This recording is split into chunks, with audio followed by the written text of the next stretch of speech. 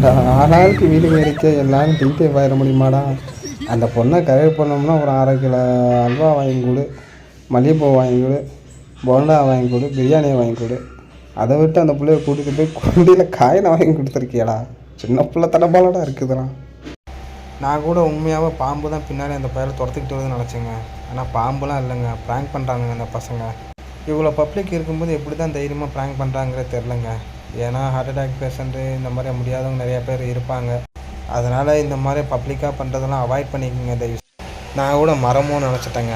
இங்கே பாருங்கள், செல்லத்தோட டேலண்ட்டை பாருங்கள், அப்படியே அசையாமல் இல்லாமல் வேற மாதிரி இருக்குங்க. அது நான் கூட மரமும் நினச்சிட்டேங்க. அப்படியே அச்சஸில் அந்த மரம் காஞ்சி போன மரம் மாதிரியே இருந்துச்சுங்க. அப்புறம் தான் தெரியுது அது ஒரு பறவைனுங்க. ஏங்க சிரிக்கிறதா சிந்திக்கிறதெல்லாம் கூட தெரிலங்க. என்னங்க இதெல்லாம் கண்டுபிடிப்பு? இதுக்கு பேசாமல் சின்டெக்ஸ் டேங்க காலில் மாட்டிட்டு போயிடலாமாங்க? 8 மணி ஆஃபீஸுக்கு லேட்டாக போகிறோம்னு கவலைப்பட வேணாம். இனிமேல் நீங்கள் 8 மணிக்கு எழுந்திரிச்சு குளிச்சுக்கிட்டே கூட போகலாம், ஒன்றும் பிரச்சனை கிடையாது.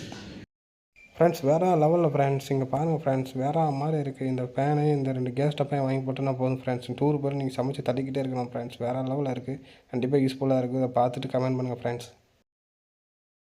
எங்கள் பாவங்க அந்த பாம்பு சும்மா இருந்த பாம்பு தலையை பிடிச்சி நசுக்கி 2 தேய்ச்சாரு. கண்ணஞ்சம் வந்து ரத்தமாக கக்குதுங்க.